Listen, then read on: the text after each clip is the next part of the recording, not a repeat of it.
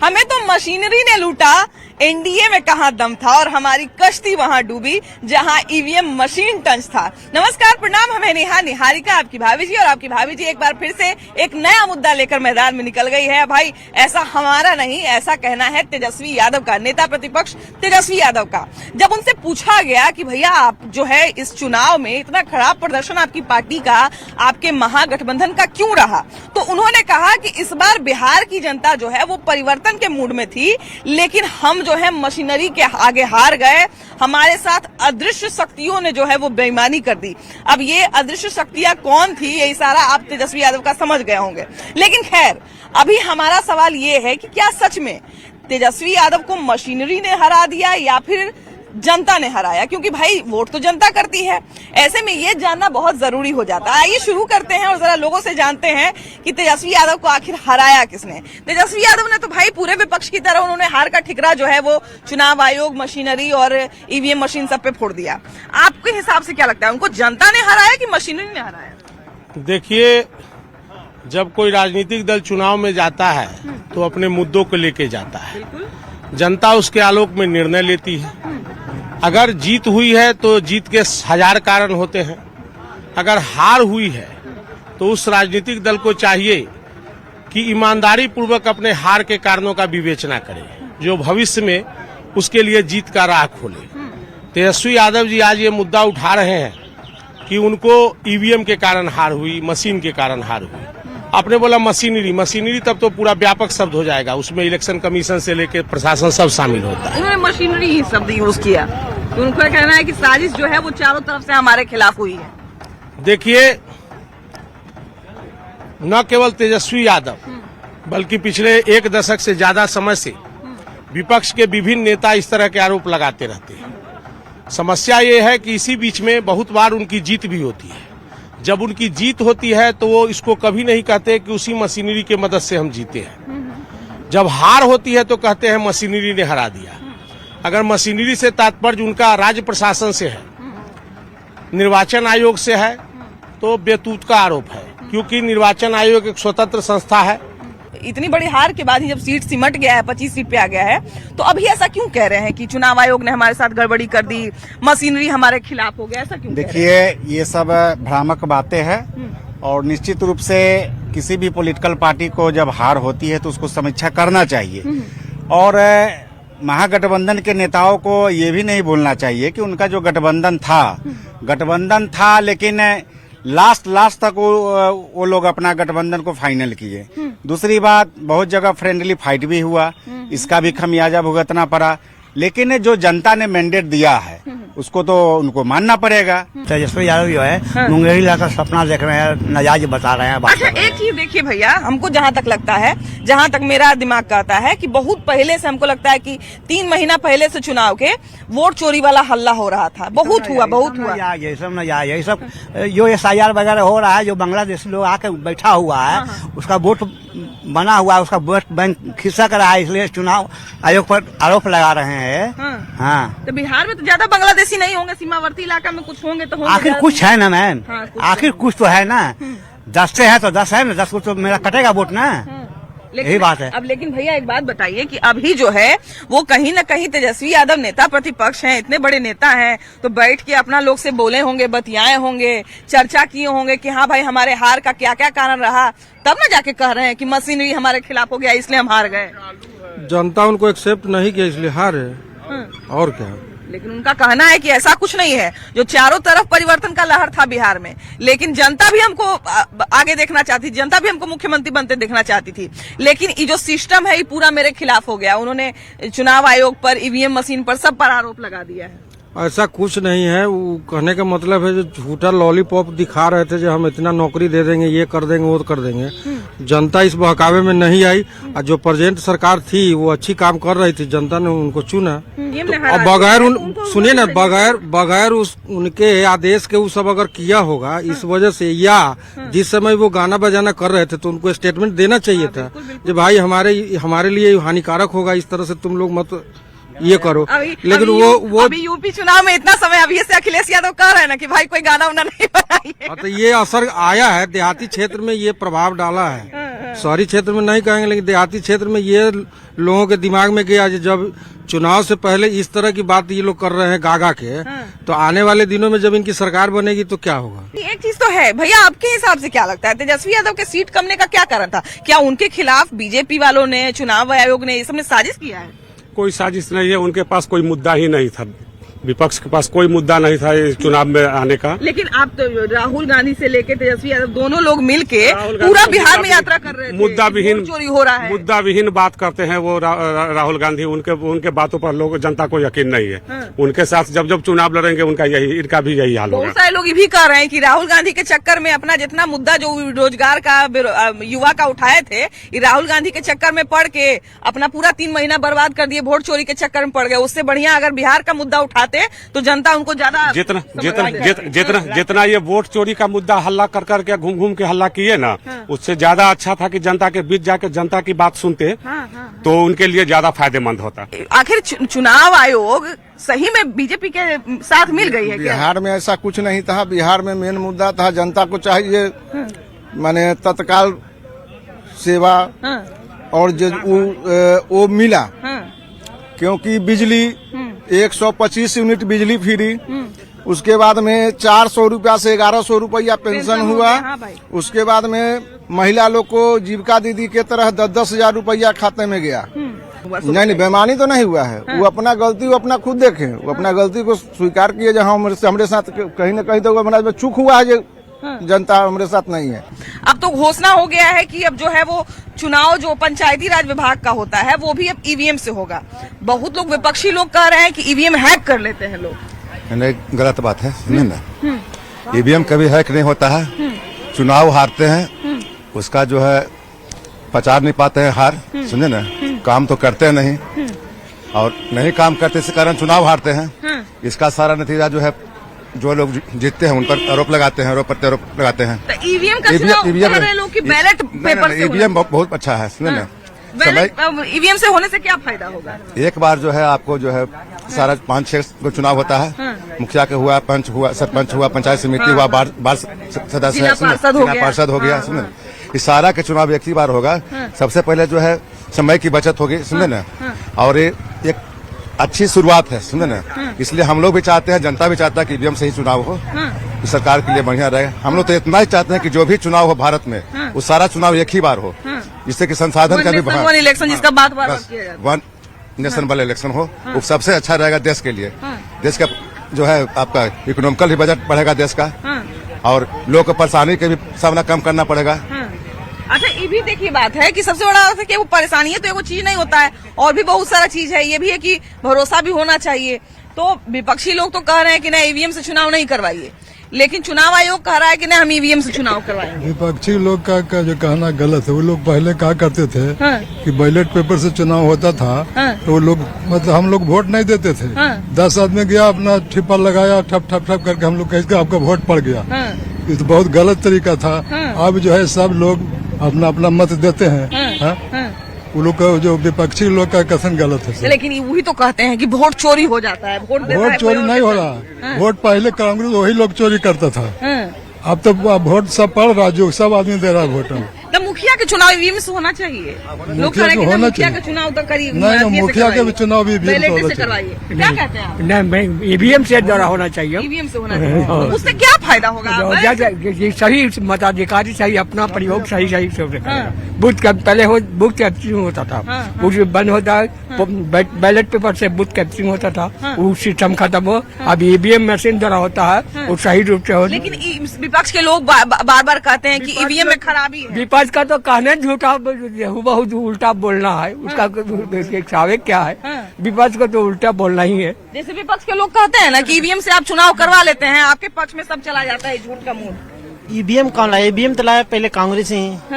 उस टाइम तो नहीं हो रहा था चोरी, अब चोरी हो रहा है। ईवीएम वोट चोरी हो रहा है। कि हम तो लाए तो बढ़िया से करवाए, लेकिन ये लोग अपना समय में ईवीएम के हैक करवाए। कोई सबूत दिखा नहीं रहा है चोरी कैसे हो रहा है। कोई प्रूफ है? कोई प्रूफ नहीं है कि ईवीएम हैक हो जा रहा है। हैक करने वाला कोई आगे आके दिखा दे कि हमारे आयोग एक बार चैलेंज भी की थी कि कोई भी आके और करके कोई आगे आके दिखा दे कि ये हैक हो जा रहा है। कोई नहीं आ रहा है आगे। लेकिन मुखिया के चुनाव में क्या लगता है? देखिए होगा मुखिया तो का बढ़िया चुनाव रहेगा। बढ़िया रहेगा। हाँ।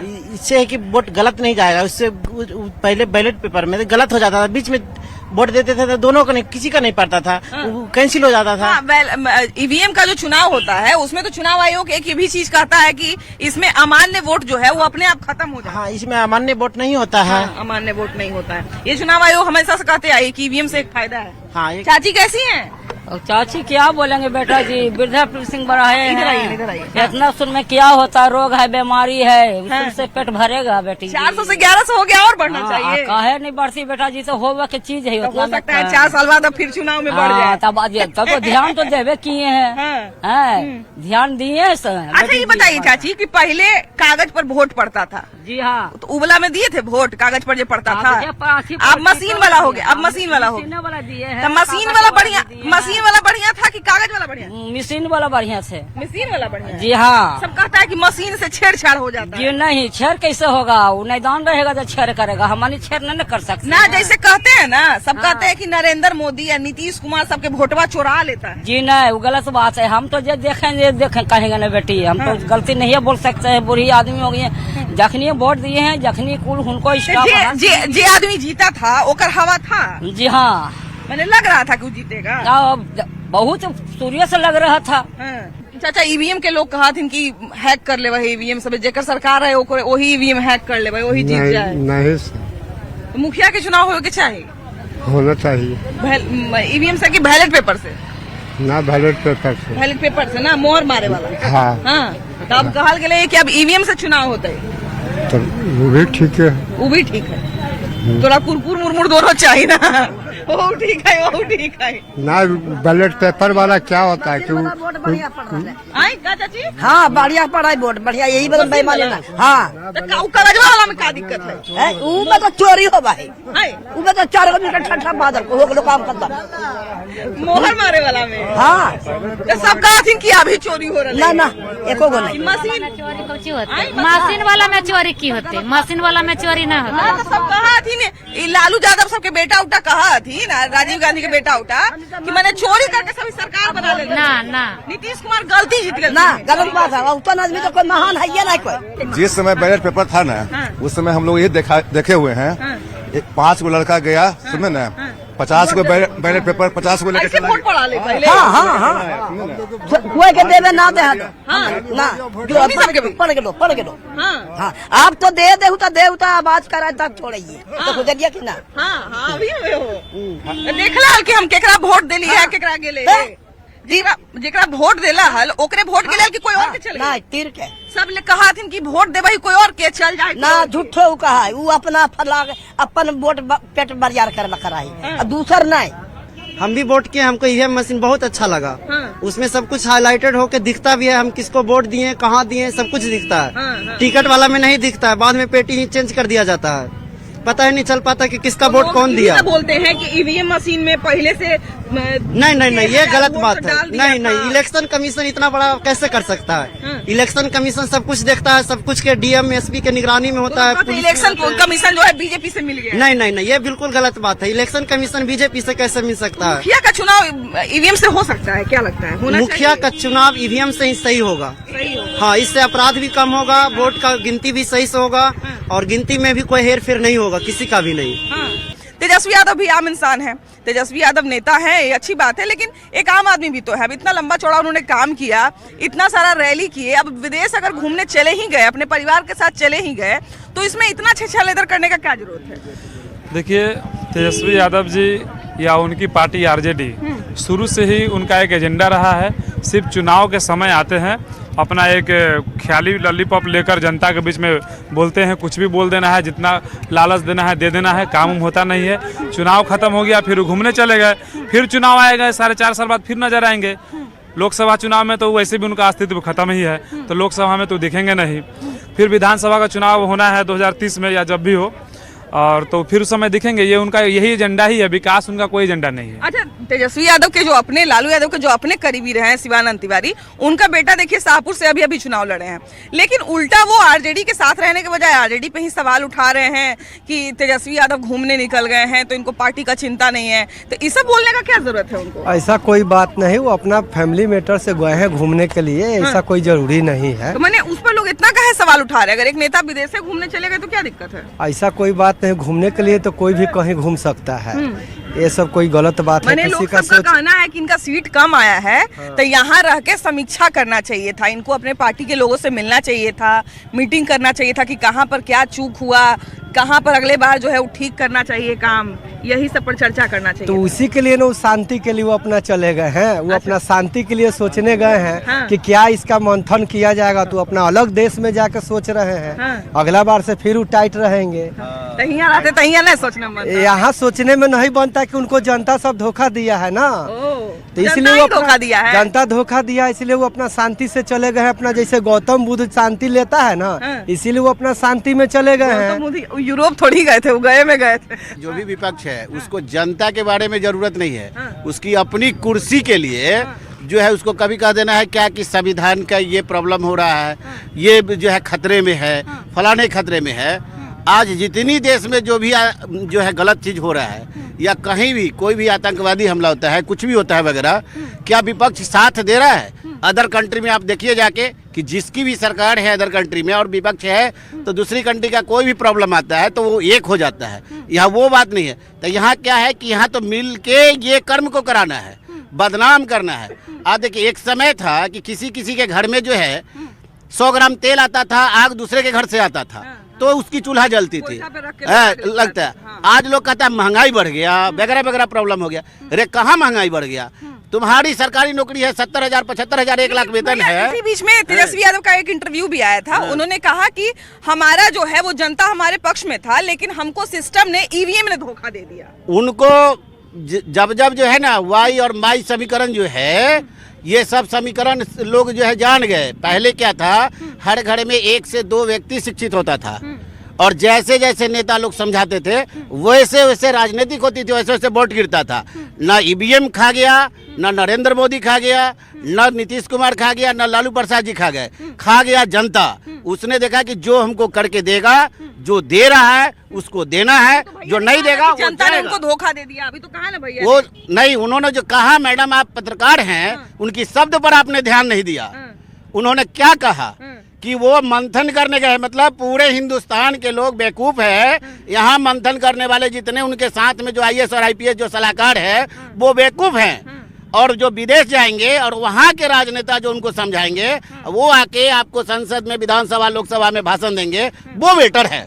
तेजस्वी यादव की बहुत चर्चा हो रही है कि चुनाव हारे और उसके बाद विदेश चले गए हैं, तो विदेश जाने पर इतना काहे बात है भाई? आम आदमी कहीं घूमने नहीं जा सकता है? नहीं जा सकता है, लेकिन टाइमिंग ठीक नहीं है। भैया उनका टाइमिंग अभी ठीक नहीं है, उनका और राहुल गांधी जी का दोनों का टाइमिंग ठीक नहीं है। वो भी विदेश में और ये भी अभी विदेश में जा रहे हैं, जबकि अभी सत्र चल रहा है। सत्र तो 2 ही दिन आए, 3 दिन नहीं आ पाए, 3 दिन नहीं आए। उनका भी वही हाल है सेंट्रल में, ये भी चल गए। बहुत सारे लोग कह रहे हैं कि अभी मंथन करना चाहिए था अपने लोगों के बीच में, जनता के बीच में रह के कहना सही है, सही है कहना। लेकिन भैया एक ही भी तो बात है कि अब एक मान ले जाए कि नेता जो है इतना ढेर सारा रैली किए, इतना सारा रैली किए, तो उसके बाद चुनाव के बाद कोई भी काम करने के बाद किसी को ब्रेक चाहिए होता है। ब्रेक चाहिए, लेकिन उसको समय होता है, कुछ 2 दिन के बाद जाते हैं वहाँ पर।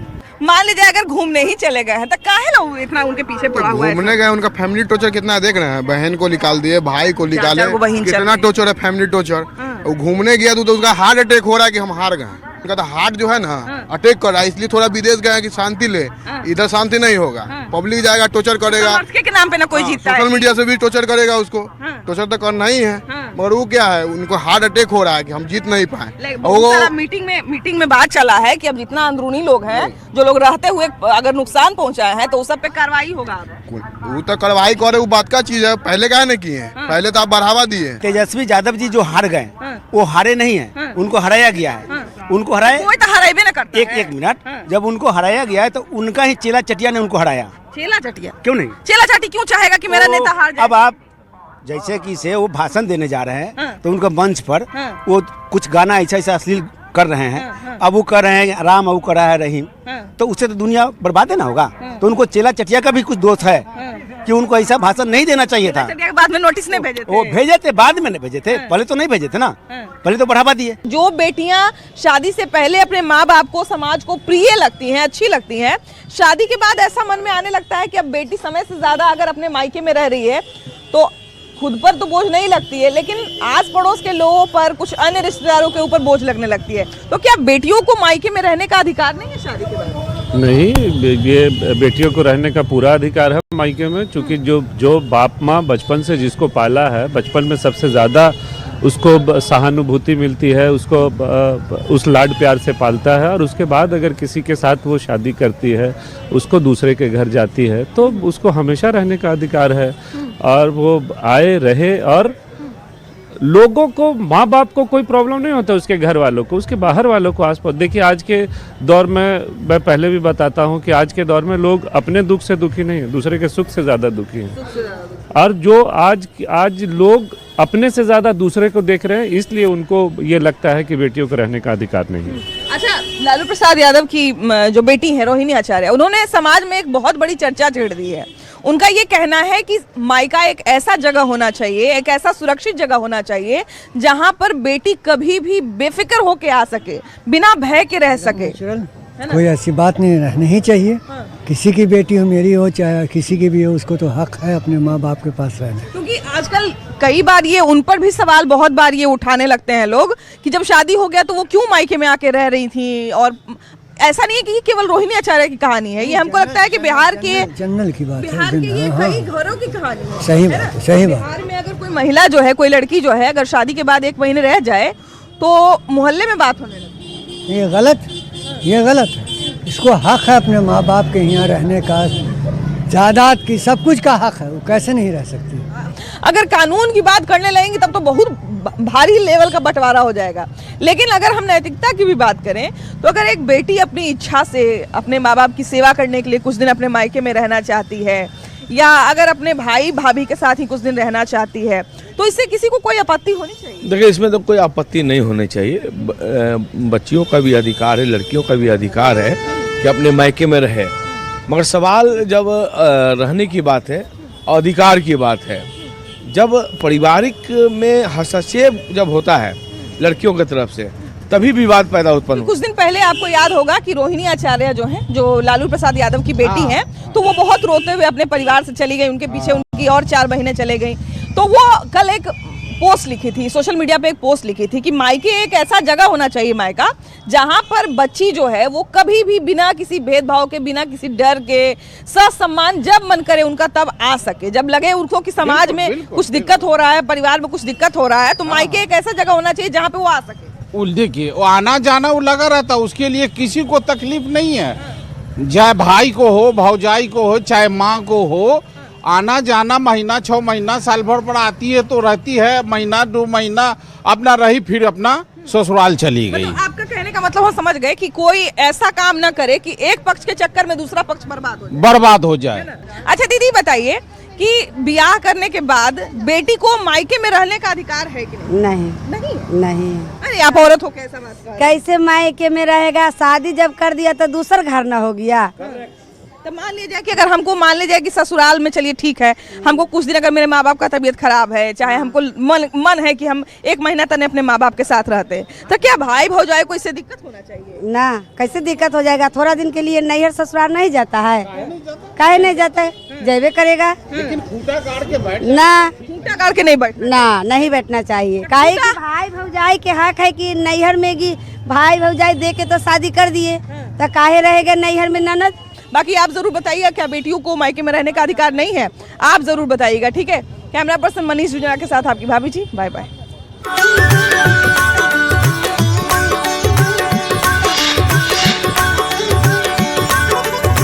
क्या सच में